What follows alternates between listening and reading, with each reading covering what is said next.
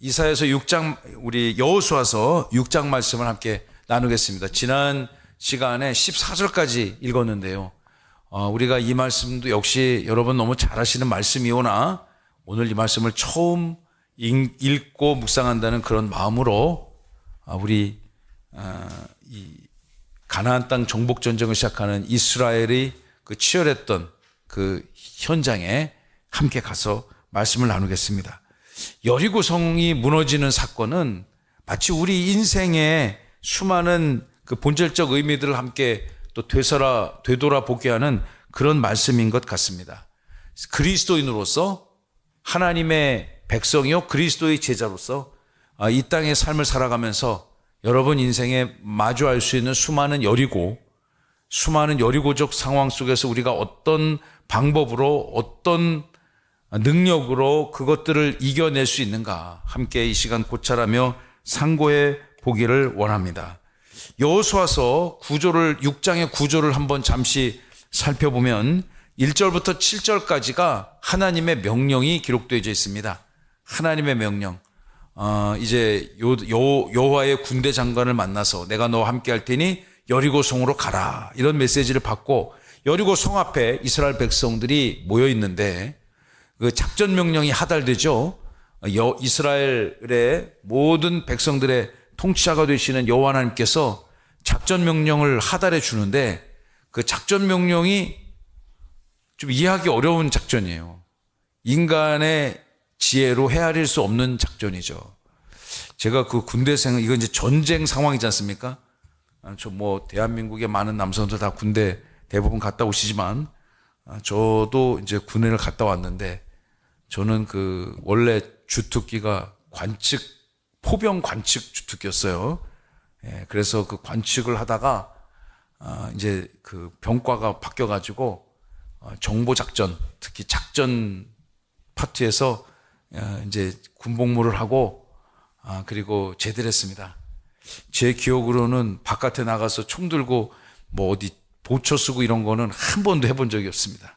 그냥 신병 교육 받을 때만 잠깐 했었고 그 자대 가서는 이제 그것들하고는 다 열애가 되는 그런 이제 그 직들을 수행을 했는데 그 군의 그 작전 명령이 어떻게 하달되냐면 이렇게 전화로 아니면 무선으로 이렇게 하면은 다 이게 통신이 잡히잖아요. 그러니까 저는 이제 최전방 지역에 있었기 때문에 그런 것들을 서로 이렇게 이렇게 도청을 한단 말이에요. 그러니까 그 도청을 당해도 무슨 뜻인지 알지 못하게 이렇게 그 작전 명령을 음어라고 그러죠. 비밀스러운 언어로 이렇게 하달을 할 때가 있습니다. 그러면은 그게 어떻게 하달하냐면은 번호로 이제 하달을 해요. 번호를 324, 578, 694 이런 식으로. 그러면 이제 그 각각의 그 394, 527 이런 각각의 숫자들의 의미를 빨리빨리 해독을 해야죠. 빨리빨리 해독하는 그런 훈련을 합니다. 그래서 제가 그걸 맞으면서 뭐든지 군대는 맞으면서 배우니까 이게 사회에 있을 때보다 훨씬 이게 학습 속도가 빨라. 그러니까 한 대라도 덜 맞으려고 그래서 그 음어 푸는 방법을 이렇게 그 연습을 합니다. 그냥 낮에 그거 할 시간 없으니까 밤에 이등병, 일병 때 누구나 다 신병, 처음부터 병장 안 되잖아요. 다 이렇게 신병 생활을 거칠 때 이 침낭을 뒤집어 쓰고 이렇게 기역자 꺾인 쿠레시가 있거든요. 그걸 이렇게 해가지고 책 놓고 그 공부했던 그런 기억이 납니다. 그걸 가지고 이제 푸는 거죠. 어느 부대는 몇 시까지 어떻게 이동해서 어떤 곳에 집결하라. 이런 이제 수많은 전시작전 상황에 그런 것들을 이제 연습을 하는 거죠. 실제 그런 상황이 생길 거를 대비해서 계속 그냥 반복적인 훈련을 하는 거예요. 반복적인 훈련. 제가 그 반복적인 훈련을 참 빨리 끝내가지고 제가 처음 주특기가 뭐였냐면은 이제 관측 주특기였는데 관측 주특기는 그 병력들이 이렇게 오잖아요.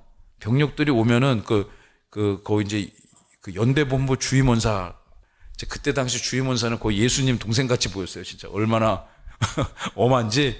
그런데 그분들이 딱 이제 병적 기록부가 딱 올 거 아닙니까? 그럼 그 중에서 온 애들 중에서 이제 군대에서 쓰는 표현이니까 좀 이해해 주세요. 가방끈 제일로 긴 애한테 그걸 시키더라고요. 왠지 아세요? 책을 3권을 달달달 외워야 돼. 그 관측 주특기 그거를 작전을 수행하려면. 그러니까 빨리 외우는 놈한테 그 일을 시키는 거예요. 거기에다가 막 조마조면서 그걸 하니까 제가 한 2달, 3달 안에 한 거의 교범이라 그러죠. 교범을 그냥 다 외워가지고 그냥 막 척척척척 풀어가지고 한 대라도 덜 맞고 끝내려고. 그래서 대회 나가가지고 막 상도 받아서 포상휴가 나오고 막 그랬었어요. 예. 그게 뭐냐면 이제 작전 명령을 빨리빨리 푸는 거죠. 그걸 분실했다. 그럼 큰일 나는 거예요, 이건. 이건 뭐 어느 군인이 영창 가서 해결되는 그런 이슈가 아니에요. 그 음모집을 잊어버리면. 아주 높은 수준의 그 비밀 그 자료죠. 그래서 그게 메달인가 뭐 이렇게 주기적으로 바뀝니다. 그래서 그걸 가지고 서로 이제 상대가 들어도 무슨 소리인지 모르게 그런 거. 자, 이제 여호수아에게 이스라엘 백성들에게 작전 명령이 하달됐는데 이 명령을 쫙 풀어보고 전달해 보니까 이게 이스라엘 백성들이 이해가 어려운, 도대체 여기 와서 무엇을 하라고 하는 건지, 어떻게 저 여리고성을 분명히 함락시키고자 하는 명령은 분명했는데 그것들을 이뤄가기 위한 방법론이 이스라엘 백성들이 정말 이해하기가 어려운 거란 말이죠. 그 뭐냐면은 너희들은 제사장부터 시작해갖고 언약궤를 둘러매고 아무 얘기하지 말고 침묵대기, 조용히 아무 소리도 찍소리도 내지 말고 매일 한 바퀴씩 돌아라, 그런 거죠. 한 바퀴 돌면 뭐가 상황이 변화되는 게 있을까요? 두 바퀴 돌면 또 상황이 변화되는 게 있을까요? 3일째 또 돕니다. 근데 그거를 저 안에서 가나안의 여리고성 사람들은 다 지켜보고 있을 거 아닙니까? 그러면 여러분 같으면 그 위에서 성루에서 이렇게 내려다보면서 무슨 생각 하시겠습니까? 응? 쟤들 지금 뭐 하는 거지? 응? 지금 뭐 하자는 거지? 저 같으면 야, 이 바보야 그럴 것 같아요. 그 위에서 골리앗이 막 그 이스라엘 군인들 막 놀렸지 않습니까? 그런 것처럼 너네 지금 뭐 하는 거냐고, 바보야 그냥 뭐 얼레리 꼴레리 막 그랬을 것 같아요. 그리고 또 도는 사람 입장에서 생각해 보세요. 이스라엘 백성들 그 제사장부터 12지파의 그 지휘관, 장로, 어린 자녀들의 이렇게까지 남녀노소 물어나고 그것들을 매일 한 바퀴씩 도는데, 돌면서 무슨 생각 하겠습니까? 나는 지금 여기서 뭐 하는 건가? 응? 지금 여기서 내가 하는 게 무슨 지금 작전 명령을 제대로 모세가 전하고 있는 건가? 굉장히 그렇게 의심하고 또 염려하는 그런 사람 중에 하나이지 않을까요, 우리가? 근데 중요한 것은 지난주에 우리 어떤 말씀을 나눴냐면, 잠깐 복습을 하고 있는 거죠, 지금. 이 반복적인 순종. 따라해 볼까요? 반복적인 순종. 철저한 순종. 이것이 하나님의 작전 명령을 수행해야 될 이스라엘 백성들에게 요구되어지는 거예요. 그 작전이 어떤 효과가 나는지는 아직 아무도 모릅니다. 그러나 그 미지의 작전 코드를 하달받고서 똑같은 작전을 매일 하는 거죠. 똑같은 기도를 매일 하는 거예요. 똑같은 소망을 주님 앞에 매일 아뢰입니다. 정해진 시간에 기도합니다. 금요일 밤 이 밤에 또 함께 모여서 찬송하고 기도합니다. 이 예배적으로 여러분이 여러분의 삶을 하나님 앞에 드리는 것도, 저는 예배도 큰 순종이라고 생각합니다. 우리 따라해보세요. 예배도 큰 순종입니다. 이게 쉬운 게 아니에요. 금요일 이 밤에 또 새벽 시간을 구별해서 하나님 앞에 예배한다는 것, 특별히 정해진 일들을 규칙적으로 한다는 것, 그것은 더욱 어려운 것입니다. 그래서 제가 지난주에 밑빠진 독에 물 붓기 같은 교육학자들이 이야기하는 학습에 있어서 항아리 효과 얘기해 줬어요. 말씀드렸죠. 그런 현상들이 지금 이스라엘 백성들에게 나오는 겁니다. 언제 여리고 성 사람들이, 군인들이 공격을 해올지 모릅니다. 성문을 열고 급습을 할지 모릅니다. 그리고 위에서 화살을 쏠지도 모르고요, 돌을 던질 수도 있습니다.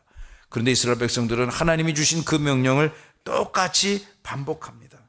여러분, 작은 것에 우직하지만 작은 것에 충성할 때 마지막 결정적인 순간 그것이 가장 강력한 힘이 되는 영적인 진리를 여러분 깨닫고 믿으시는 은혜가 있길 바랍니다. 오늘 읽은 본문을 함께 묵상하겠습니다. 15절로부터 17절. 드디어 이제 제7일차 상황이 도래했습니다. 이스라엘 백성들이 하루, 이틀, 사흘, 나흘, 닷새, 엿새 6바퀴 하루에 한 바퀴씩 돌았습니다. 7일차가 됩니다. 7일차가 되어졌을 때 이스라엘 백성들에게 작전 명령이 달라졌어요. 결정적인 그 아주 크리티컬한 날이 다가왔는데 이 결정적인 순간에 작전 명령이 어제와 다릅니다. 15절 다 함께 읽어봅시다. 시작. 일곱째 날 새벽에 그들이 일찍이 일어나서 전과 같은 방식으로 그 성을 7번 도니 그 성을 7번 돌기는 그날뿐이었더라. 여러분 슬라이드에 말씀을 보세요. 제7일차가 됐습니다. 작전 명령이 뭐냐면은 너네 또 일찍 일어나. 어제처럼 일찍 일어나. 그래서 그 서양 속담에 일찍 일어나는 새가 벌레를 잡아먹는다 그런 말 있잖아요. 예? The early bird catches the worm. 이런 그 우리 중학교 때 배웠던 그런 그 문법책에 나오던 그 문장 있지 않습니까? 예, 일찍 일어나는 새가 벌레를 일찍 많이 잡아먹고 또 싱싱한 거 잡아먹고 그러는 거 봐요.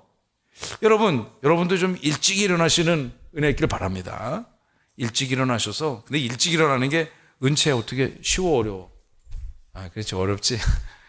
목사님도 이해해. 나도 목사님도 지금도 어려워. 매일 목회하면서도 일찍 일어나는 거 보통 이제 새벽 한 5시 전에 일어나야 되는데 새벽 예배 해야 되니까. 그러나 일찍 일어나서 여러분의 삶을 주님 앞에 내어 맡기는 것 큰 은혜요 능력인 줄로 믿습니다. 여러분 일찍 일어났어요. 이건 전과 똑같은 작전이에요. 그 슬라이드 계속 띄워주세요. 전과 똑같은 작전. 그리고 일찍이 일어나서 전과 같은 방식으로, 그러니까 1일부터 6일 동안 했던 그 방식으로 성을 돌아라. 그런데 이번에는 그날치 해야 될 한 번에다가 이제까지 했던 6번 6일치를 한 번씩 1일씩 한 곳을 한 번씩 더 해라. 그러니까 1 더하기 6 7번 도라는 거죠. 돌라는 거예요.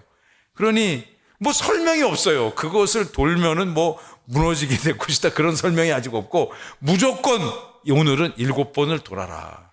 한 번 돌기도 힘든데 7번을 침묵하며 돕니다. 그래서 이 노란 글씨는 어제까지 같은 작전이었고요. 이 파란색 글씨는 7일차에 하달된 새로운 명령 아니겠습니까?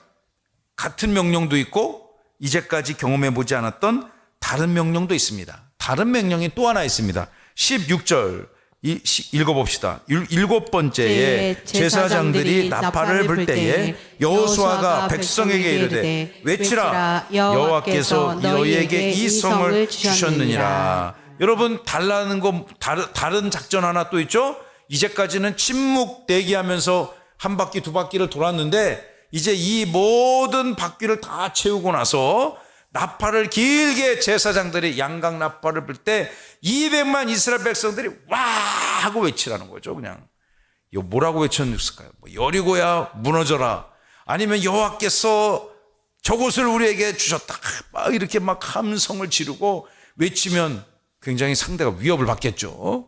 그 외치라는 거예요. 외치라. 7번을 돌고 외치라는 것입니다.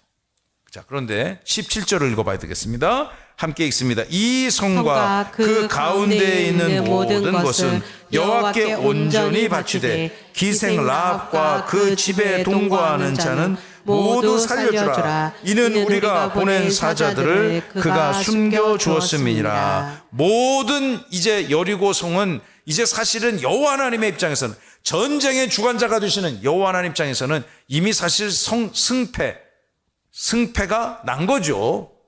이스라엘 백성들은 아직 깨닫지 못하지만, 이스라엘 백성들은 아직 모르고 인지하지 못하는 상태이지만, 여호와께서는 그 전쟁의 주관자가 되시는 여호와께서는 이미 이스라엘의 승리를 선언하셨고, 이미 군대 장관이 함께 있을 때부터 이 5장의 마지막 때부터 이미 승패를 선언하신 거죠.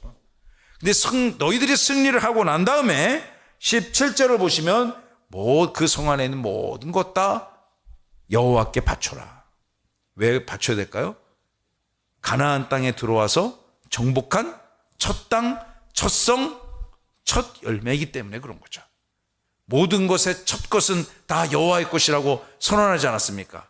모든 것을 다 여호와께 바치는데 그 중에서도 여러분 잘 아시는 라합, 그리고 그 집에 동거하는 자 라합과 그 여인의 함께하는 가족, 패밀리들은 살려줘라. 왜냐하면 그 여인과 그의 가족들이 우리가 예전에 보냈던 정탐꾼들을 생명을 지켜준 그런 공로가 있지 않습니까? 여러분, 이 기생 라합 너무 잘 아시는 이름이시겠지만 이 여인의 이름이 어디 기록되어 있습니까? 마태복음 예수님의 족보에 기록되어 있지 않습니까? 라합은 결국 다윗의 할머니가 되죠. 할머니로 그 족보의 이름이 오르지 않습니까? 그리고 그 이름의 계보를 따라서 예수님이 그 가문에 오시게 되는 이 역사적인 그 이름이에요. 이 라합이라고 하는 여인이 보통 여인이지 않습니까? 근데 이 여인 라합이 이스라엘 백성들에게 결정적인 도움을 주었다. 결국 이런 도움을 주었기 때문에 갚는다라기보다는 우리가 구속사적 관점에서 보았을 때 이 여인은 얼마나 특별한 인물인가. 왜 예수님의 그 족보에 당시 문화적 가치 통념 속으로는 여자는 사람으로 치지도 않은 시대였단 말이에요. 이게 카운트 이렇게 한 분, 두 분, 세 분 할 때 여기 지금 자매님들이 더 많은데 여자는 쏙 빼고 남자만 몇 명 예배 드렸다 그러면 여자분들이 전부 다 저를 탄핵하려고 그럴 거 아닙니까? 그죠? 요즘 저런 시대착오적인 목사가 있냐고. 요즘에는 큰일 나는데 여러분, 예수님 시대 때 또 이 모세오경 율법 시대에 여호수아 정복전쟁 시기에 여성분들은 미안한 얘기지만 이렇게 헤아리지 않았잖아요. 그만큼 여성들의 그 사회적 의미, 가치가 그 존엄함이 인정받지 못할 때 이 이방 여인 출신, 특별히 이 사람 기생이지 않습니까? 이 기생이 예수님의 족보에 오른다는 것, 이거는 정말 엄청난 사건이에요. 우리는 지금 이게 그냥 그런가 보다, 그냥 예수님 족보에 올랐는가 보다 하는데, 여러분이 유태인의 입장에서 마태복음을 처음 읽는다고 생각을 해보세요. 2000년 전 기록된 사도 마태의 기록물을 처음으로 여러분이 유태인이야, 실제로 유태인의 입장에서 그 문장을 딱 폈는데, 아브라함과 다윗의 자손 예수 그리스도의 계보다. 아브라함이 누구를 낳고 라합 이름이 있고 이런 이 이상한 여인들, 그때 통념으로는 도저히 수용이 불가능한 여인들, 이방 여인 롯, 그리고 또 그 어처구니 없는 그 여성들, 시아버지와 결혼해가지고 아들들을 낳아서 예수님의 족보에 이름을 올린 다말, 기생 라합, 이방 여인 룻. 여러분, 이 세 여인의 공통점이 무엇입니까?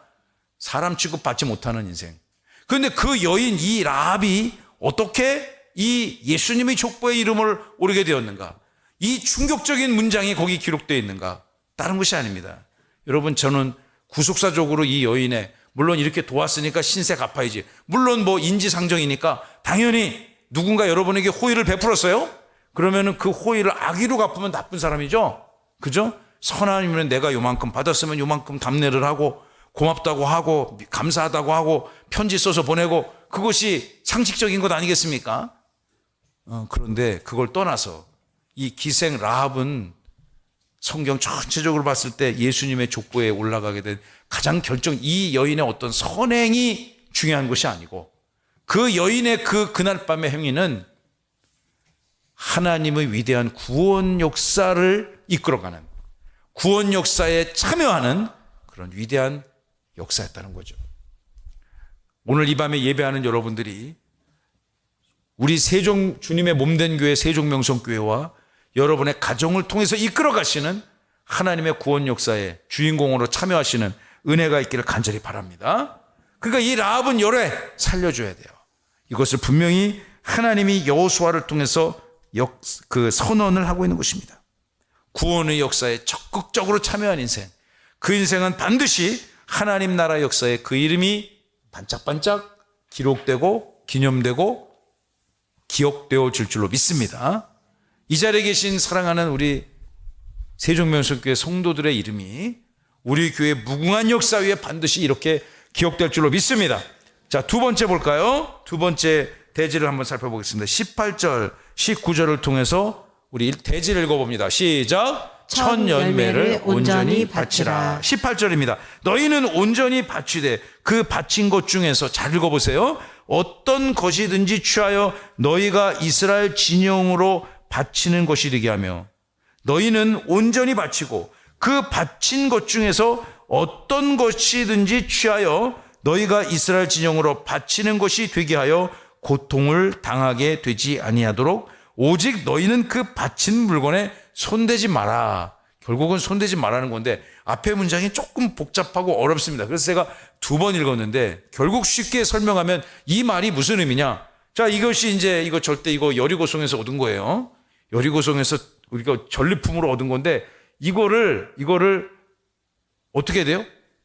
여호와께 첫 것으로 바쳐야 되는데 이거를 내가 이거 갖고 싶어. 이거는 하나님 앞에 드리기가 너무 이게 갖고 싶어. 그래서 내가 이걸 탁 해가지고 인마이 포켓 딱 했어요. 내 주머니에 들어갔어요. 그럼 어떻게 될까요? 네가 바쳐지게 될 것이다. 그런 얘기죠.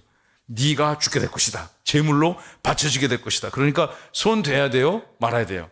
절대 되면 안 된다. 절대 되면 안 된다는 것을 의미하는 거죠. 하나님께서 그들을 보호하기 위해서 이러한 조치와 당부들을 하고 있는 것입니다. 여리고 성에 있는 그 어떤 것도 사사롭게 너희들의 욕심 탐욕을 채우기 위해서 취하지 마라. 만약 그것을 손대는 날 너희가 바쳐지게 될 것이다. 하나님의 메시지가 분명합니다. 이스라엘 너도 별 수 없다. 여러분, 우리 사랑하는 우리 어린 자녀들이 이제 사회 나가서 일을 하고 뭐 아르바이트를 하든 뭐 무슨 어떤 좋은 잡을 구하든 나가가지고 첫 달 일한 거를 딱 이렇게 첫 열매 헌금으로 드리는 우리 형제자매들이 가끔 있습니다. 제가 우리 대전명성교회 재정을 한 17, 18년? 좀 더 된 것 같은데 그렇게 관리했어요. 그 재정위원장만 11년을 했어요, 제가. 그래서 교회의 재정이 성도들의 삶의 재정적 영역이 어떻게 운용되는지, 어떻게 하나님이 이끌어가는지를 제가 상생히 여러 차례 보았습니다. 근데 이렇게 이제 성도들이 낸 헌금을 이렇게 계수할 때 우리 어린 자녀들이 이렇게 첫 열매 헌금을 뭐 금액이 많고 적음을 떠나서 그것이 한 달 동안 자기가 열심히 일하는 것들을 온전히 하나님 앞에 딱 드린다는 것은 이건 정말 엄청난 신앙의 고백 아니겠습니까? 엄청난 믿음이죠. 그런 것들을 이제 재정관리위원으로서 이렇게 계수를 할 때 제 마음이 막 이렇게 숙연해지더라고요. 하나님께서 그런 믿음을 갖게 하신 어린 자녀들의 삶을 평생토록 대대손손 지켜주실 줄로 믿습니다. 하나님께서 여리고 성에 있는 모든 것들을 첫 것으로 바치라 명하셨습니다. 자, 19절을 보세요. 은금과 동철 기구들은 다 여호와 앞에 구별되어 그리고 그것을 여호와의 곳간에 드릴지라. 어디에 드릴 거라는 얘기입니까? 성막을 유지 관리하는데, 이미 성막 건설이 완성되어졌기 때문에 이렇게 여호와의 곳간에 드린다는 것은 성전에 필요한 물건으로 은금과 동철들을 다 써라는 거죠. 우리 교회도 이 전을 질 때, 이 교회를 질 때 엄청나게 많은 철들이 들어가 있습니다. 우리가 지금 이 눈에는 안 보이지만 요 천정 마감재만 살짝 뜯어내도 저 안에 엄청나게 많은 철 구조물이 있고, 이 단 안에도, 이 포디움, 이 강대상 안에도 철 구조물들이 잔뜩 들어가서 이것들을 바치고 있습니다. 그러니까 이 교회를 짓는 현장뿐만 아니라 저희 이스라엘 백성들이 이 여호와의 전 안에도 수많은 철들이, 이 철이 귀할까요? 안 귀할까요? 귀하죠. 지금 이 시대 철값이 그러니까 철을 이제 이만큼 우리가 사가지고 저기 이런 기둥, 보 이런 데도 엄청나게 많은 철근들이 들어갔단 말이에요. 특히 세종시 이 내진 설계 기준이 까다로워가지고 철근이 정말 많이 들어갔어요. 그래서 제가 매일 철근 가격이, 여러분 공사 현장에 쓰는 긴 철근 있지 않습니까? 그것도 강도, 또 이 길이, 또 이 두께, 폭에 따라서 다 천차만별인데 이 철 가격들이 이 주식 시장 계속 변하죠. 그 환율 시장 계속 변하죠. 그런 것처럼 그 철 가격도 그렇게 책정돼서 언제 어떻게 사는, 누구한테 사느냐에 따라서 이 철 가격이 다 다르더구만요. 그럼 이제 철을 이렇게 다 써요. 최대한 아껴 써가지고. 그런데 이제 이 쪼가리 같은 거 이렇게 남잖아요.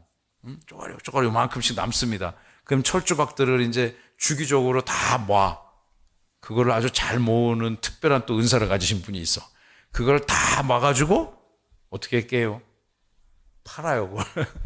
팔아가지고 어떻게 했냐? 매주마다 이 현장에 와서 자원봉사해 주시는 우리 성도님들 염소탕 끓여줬죠. 염소 잡아가지고. 그 철은 그 버릴 게 없어요. 이 아주 짜투리 남았어도 그걸 다 모아가지고 또 무게로 달아서 그걸 또 녹여서 다른 철로 쓸 수 있으니까. 그러니 이 온전한 은금과 이 동철이 얼마나 이 귀한 물건이겠습니까? 당시에. 그런 것을 아무리 인간이 탐하고 싶다 하더라도 또 여리고성의 이 발전된 문물을 함부로 취하지 아니하고 그것들을 하나님에게로 다 드려야 된다. 19절 여호와 앞에 구별하여 드려라. 다 함께 시작. 여호와께 구별하여 드려라. 저기 19절의 중요한 문장들을 뽑아내면, 단어들을 뽑아내면 여호와께 구별하여 다 드려라 이거죠. 다 드릴 때 새로운 창조와 축복의 역사가 나타날 줄로 믿습니다. 여러분, 이렇게 이것들을 이제 조금 있으면 우리가 우리 아이성전투 얘기는 안 다루겠지만, 아이성전투에서도 이러한 문제에 대해서 잘못해가지고 아간이라는 사람이 크게 범죄하는 것을 우리가 성경을 통해서 알고 있지 않습니까? 마지막 말씀입니다. 20절부터 21절 통해서 마지막 날 외칠 결정적 순간이 찾아온다. 다 함께 시작. 마지막 날 외칠 결정적 순간이 찾아온다. 이제 진짜 그 결정적인 순간이 찾아오는 거예요. 그 결정적 순간은 어떤 사람에게 찾아오는가? 첫째, 하나님의 말씀을 철저하게 순종하는 사람. 두 번째, 그 하나님의 말씀을 붙들고 중단하거나 포기하거나 자기 생각 집어넣지 아니하고 하나님의 말씀대로 반복적으로 순종하는 사람. 하나님이 하라고 한 것들을 다 지켜 행한 사람. 그 사람에게 결정적인 순간에 강력한 힘, 여리고 성이 무너지는 역사가 나타날 줄로 믿습니다. 20절을 보세요. 이제 백성이 그 결정적인 순간에 와 하고 외치라는 거죠. 외치라는 거예요. 제사장들은 나팔을 봅니다. 백성들이 나팔을 쓸 때 크게 솔려 성벽아 무너져라, 여리고야 무너져라 할 때 이거지 무너졌다는 거죠. 무너질 때 어떤 소리가 나죠? 뭐 우르릉 꽝꽝 소리가 나나요? 백성이 각기 앞으로 그 성에 들어가 그 성을 점령하게 되었고, 이거 정말 측량할 수 없는 일 아닙니까? 이거 이스라엘이 한 겁니까? 하나님이 하시는 거죠. 하나님이 하나님의 말씀의 능력과 권세로 순종하는 백성들로 하여금 그 영광을 경험하게끔 하는 것이지, 이스라엘 백성들의 능력과 노력과 무기와 전술 전략이 뛰어나서 이 여리고성을 극복하고 차지하게 된 것이 전혀 아니라는 것을 성경은 증언하고 있는 것입니다. 우리 인생도 마찬가지죠. 그럼 아무것도 우리 하지 않아도 되나요? 아니죠. 여러분, 매일매일의 일상을 최선을 다하셔야 됩니다. 할렐루야. 매일 반복적으로 정해진 시간, 정해진 때에 정해진 일을 하는 것, 그거 굉장히 힘든 일이라고 말씀드렸죠. 그러나 그 힘든 일이 그러한 철저한 순종과 반복 훈련을 통해서 결정적일 때 에너지가 표출되는 거예요. 그런 은혜가 우리에게 있기를 바랍니다. 그러니까 우리 전도사님들이, 우리 목사님들이 열심히 주의 복음을 전해요. 이 지역사회에 전하고. 어제 했다고 안 하는 게 아니라 어제 한 거 오늘 또 하고, 오늘 또 하고, 내일 또 하고, 내일 한 거 모레 하고 그럽니다. 그러면 때로는 어떤 분들은 그렇게 복음 사역하는 게 마땅치 않은 분들도 있고, 또 자기네 아파트 와가지고 그렇게 하는 게 보기 싫어가지고 그냥 막 신고한다고 협박하는 사람도 있어요. 실제로 있어요. 그러나 또 그러한 주님의 교회 메시지를 보고서 그들의 마음을 열고 찾아오시는 분도 있음을 믿으시기 바랍니다. 여러분, 그 결정적인 하나님의 역사의 때는 언제 임할지 우리 모르죠. 하나님의 이 교회적 차원에서 보면 이 부흥과 흥왕함의 역사가 언제 그것이 일어날지 모릅니다. 우리 교회도 교회 문을 열고 목회 사역을 시작하면서 한 번에 그냥 막 1년에 막 몇백 명씩 오면 얼마나 좋겠어요? 아멘. 우리 새 박사님, 아멘. 그런데, 그렇게 와도 감당이 안 되면, 단계 하나님께서 매번 조직을 갖춰 나가고, 우리의 믿음의 역량을 갖춰 나가고, 또 한 번에 그렇게 막 해주면 주님께서 우리가 교만할까 그러신지 그런 방법을 쓰지 아니하시고, 그냥 우리들이 그냥 최선을 다해서 발품을 팔아야 되고, 정말 무릎이 아프고 허리가 아파도 발품을 팔고 또 다니면서 구박을 받고, 그런 와중에 하나님께서 이렇게 서로 한 분 이렇게 보내주셔서 하나님의 저는 은혜라고 믿습니다.